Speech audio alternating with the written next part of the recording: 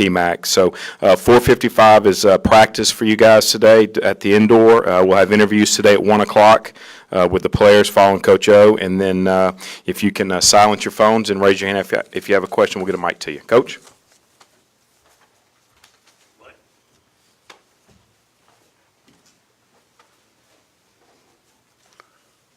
Well, guys, obviously a great team win, 36-16 over Georgia. Very good football team.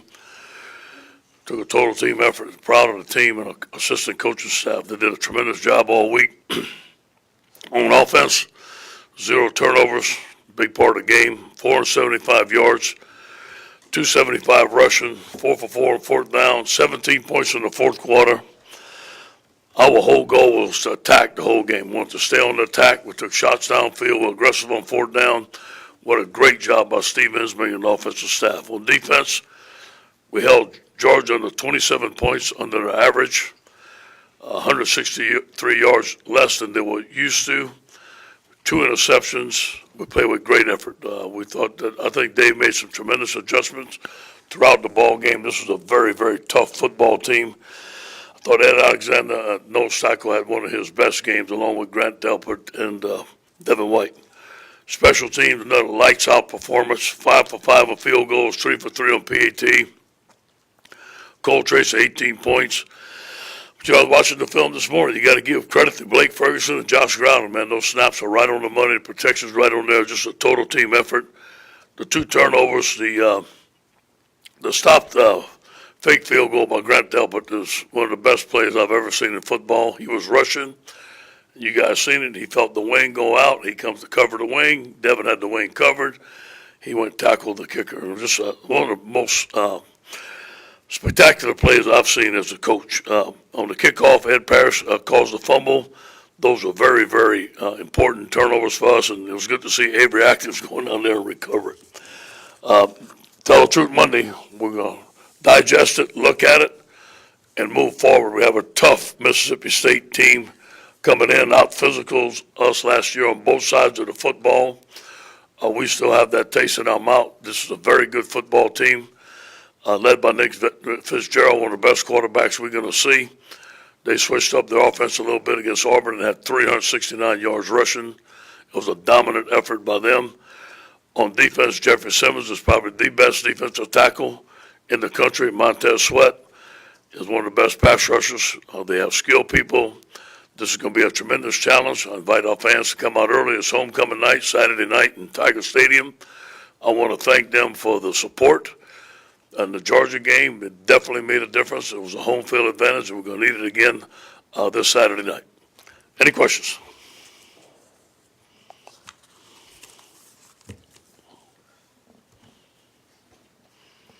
Ed, you mentioned that defensive front for Mississippi State. What is it that makes them so tough? And you think there's any chance that Garrett could return to practice this week? It was hard for us to block Simmons last year. And he's physical. He plays over the nose tackle. He plays over the guard. He's big, long, and lean. He reminds me a lot of Leonard Williams, a guy I coached at USC. He was a first-round draft pick. He plays with a tremendous motor. Montez Sweat is tall. He came to our camp, long-levered, great pass rusher. I don't think Brumfield's going to be ready this week. I think he's very questionable. Ed Alexander's been playing a lot more lately. I mean, how much of that is, him getting healthy and in shape, and how much is certain things he's just bringing lately? Yeah. He's the two-gap nose tackle that you're looking for. And, Braden is a good football player, but Braden is really a better end for us, more athletic end that you can move around, take on a single block. Ed did a tremendous job on the center. Who I said I thought was one of the best players. Ed had a tremendous game against him. Ed's still struggling with some problems with his lower extremities. He gets very sore, and you can see he got off the field. He's not going to practice today, but I think he will be ready to play again. We're going to need him again against Mississippi State. Ed, dealing with success now and getting your team refocused, Foster Moore has some really complimentary words about your ability to do that each week. What do you do? And he said you kind of mix it up each week to make sure they're focused and ready to go on that opponent. Yeah, it's just a feel. Being coaching for 35 years, I try to feel the pulse of the team. I look at practice, see if we're practicing hard enough, number one. Number two, if we're practicing too hard, scale back. Know that each week is going to be different. You're dealing with 18 to 22-year-old men. You got to feel the pulse of the team and make an adjustment when you have to. Hey, down here. With do you see D. Anderson being back this week and Sheldon? Yeah, they're both going back. Okay, and just with the run game of Mississippi State. I mean, you guys shut down Georgia, but then with a running quarterback, how much difference does that? This is different. This is totally different. They were more of a pro-style attack. It wasn't a dual threat attack. They run what we call the zone read option and the power read option. These guys in different formations. They spread you out, try to run the ball up the middle, around. This is a different attack. It's RPO. It's check with me, look over. This is a totally different scheme. Coach Kirby Smart was really complimentary of Joe Burrow in terms of the checks he made at the line and so forth. Some people may look at his stats and say, oh, he didn't play that great of a game. Yeah. But what are the things that he does that do not show up in the stat Yeah, sheet? manage the game, take us out of bad situations, put us in the good situations. We're very smart with the football. That's what I was most pleased with. No turnovers. Coach in the back over here, Jason Hines, a true freshman. Yeah. I think he played every series after the first. What did y'all see out of him on the film? Did very well. Very athletic. Sometimes unsure of himself. He doesn't really let loose and explode like he can. He was a defensive lineman also. He can come out his hips. He's very strong, but he's very smart. He knows his plays. He has few mental errors. He's athletic and move his feet and can handle one-on-one blocks. So we feel that you're going to see a lot more of him this week. And then defensively, that D-line, I think, was criticized a lot last week. How did, tell the truth Monday, when you reviewed that group, Yeah. who stood out maybe even outside of Alexander? Alexander, Fahoko, Richard had his best game. I thought Glenn Logan had his best game. He had a sack. Our pass rush wasn't what we wanted, but we were playing basically a three-man rush. Dave had a great game plan, made him hold the ball. I thought they played good against a very good offensive line. It was one of their better games.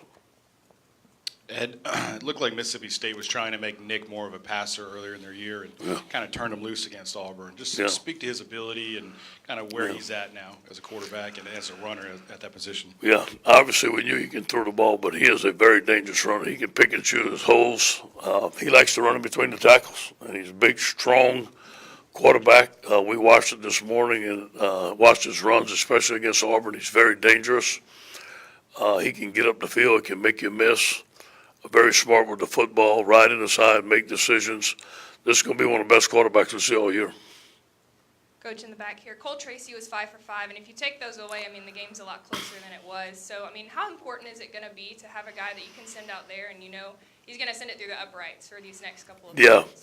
it gives us a lot of confidence. When you don't have a field goal kicker, you change your whole game plan when you get inside the 50, and that's not so. I'll just keep on telling them, get it to the 33. Just get it to the 33. We're going to kick it. And, when you walk away with points at the end of a drive, it gives your team confidence. And also when you kick the ball through the end zone and they have to start deep in their own territory, it gives you great field position. Down here on the left. Early in the season when Nick started out running really well, you said that he deserved kind of the lead role. Now that Clyde has emerged with some big games, do you go into weeks now wanting to get them both equal amount of action? We have certain plays that they run very well, and we let them run those plays. And obviously Clyde is a good zone runner. Nick is more inside. That doesn't mean Clyde can't run inside. If I say that, he's going to get mad at me because he can't run inside. But they do different things, and we have different packages for each of them. But I would see them as equal now. Ed, you've been around a lot of big games, USC, Ole Miss, LSU now. How do you describe just how emotional that victory was Saturday, especially when you got everybody out on the field?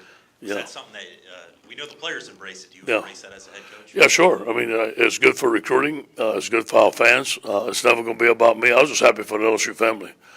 To see that, I grew up watching LSU football, seen that happen a couple of times, always wanted to be a part of it.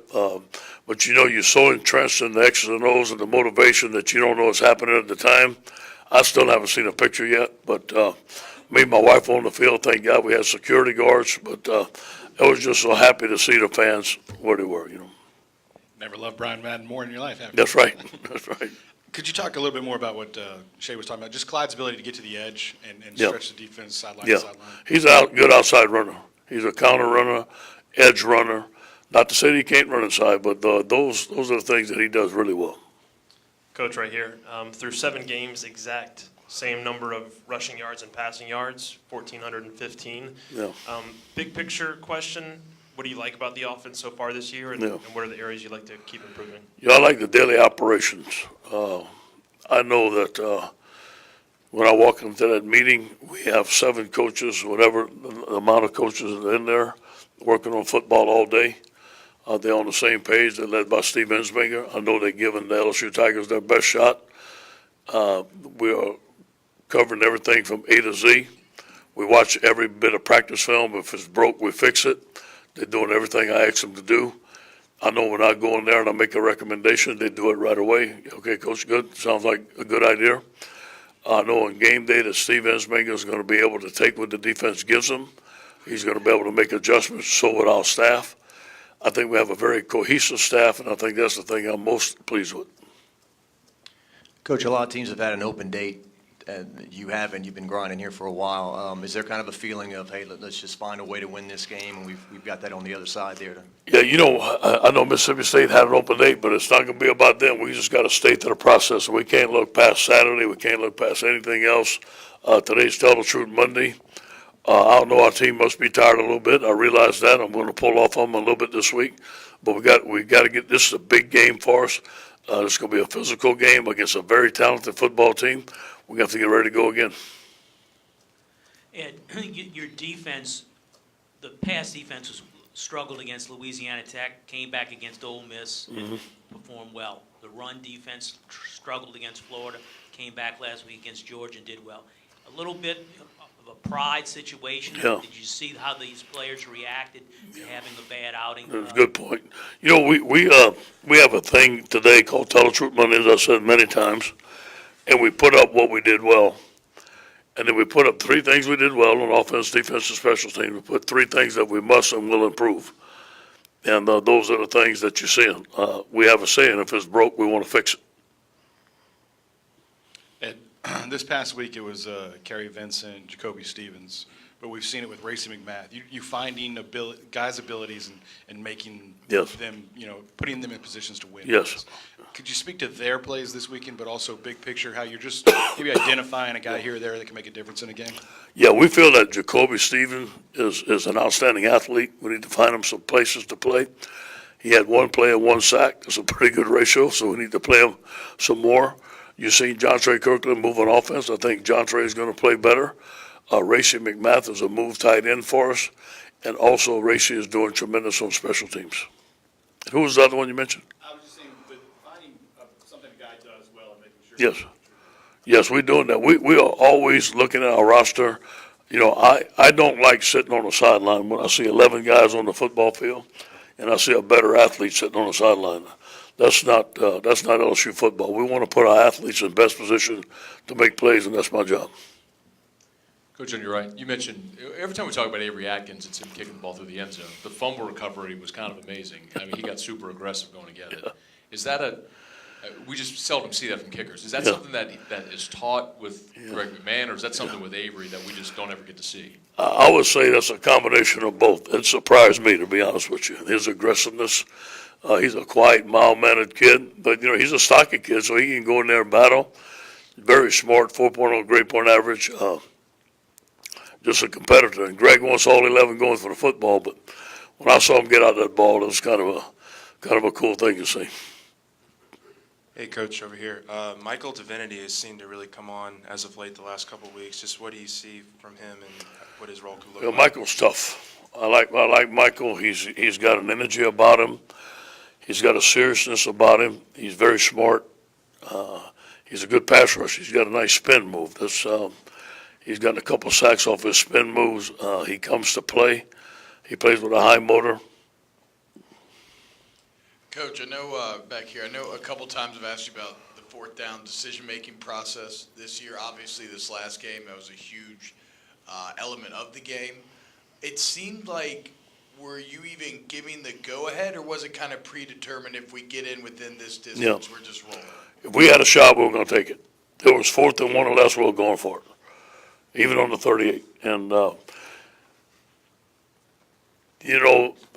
they took a little while to set the chains up. We were gonna hurry up. We were going to hurry up offense and not let them get set, and it worked a couple of times. But if there's any situation in this football game that we had a chance to attack, we were gonna attack.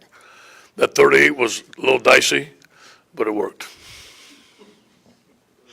Could you speak to Mississippi State's running back room? Obviously, Nick Fitzgerald gets a lot of the attention with his running abilities, but they have to hand the ball to somebody. Yeah.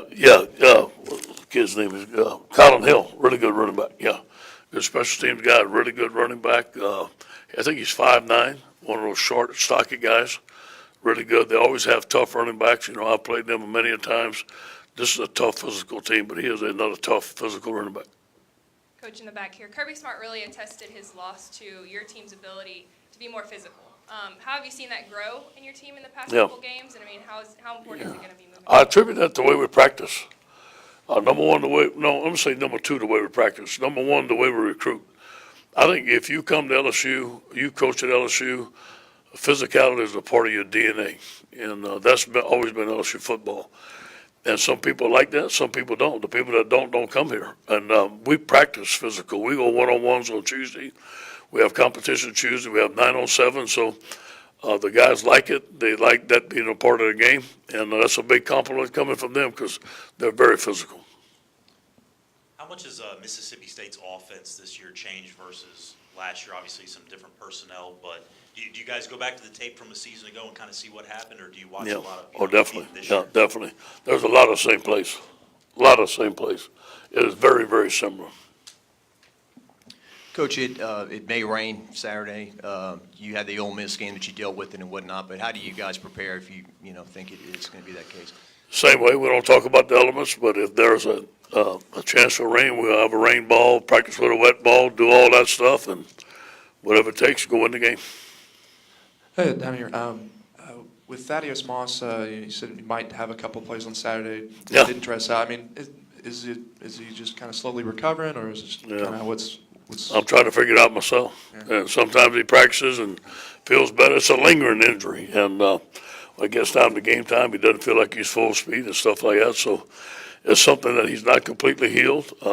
We want it to heal a lot faster, but it's just not healing the way we want it. He wants to play, but when he tries to play, he can't. So one of those things. Ed, is versatility your biggest strength on offense right now? Your ability to go tempo, power, wherever you want to do? Yeah, I think so. I think using the spread, Steve spreading the ball around, figuring out who we are. I didn't say this, I should have. I thought our offensive line played fantastic. Although we gave up a couple of sacks for us to run the ball for them, 275 yards. Credit James Craig for those guys. But I think it's a combination of Joe being able to operate the offense the way Steve wants it to do. We have different weapons. We run from a spread. We can spread the ball around. But it all starts with up front. You got to be able to block it. These guys blocked a pretty good front. And in the middle, only 2 penalties for 19 yards in the Yeah. game against Georgia. Just talk Yeah. about the discipline your team has showed so far. I was proud of them. I talked to them about that look, and we had that look Saturday. And it was a good feeling to see. And, when you're fired up, it's something else. But when you're disciplined, you're together as a football team, and you're focused, Saturday was one of those days. It was going to happen. You could feel it. And, we don't want to give anybody nothing. We felt that we didn't play well against Florida. And we worked hard on penalties and we had our guys run and all that stuff. But again, this team, most of the things that I've asked them to fix, they fixed. Coach, a couple weeks ago, you said you weren't a fan of profanity in music and the crowd and everything.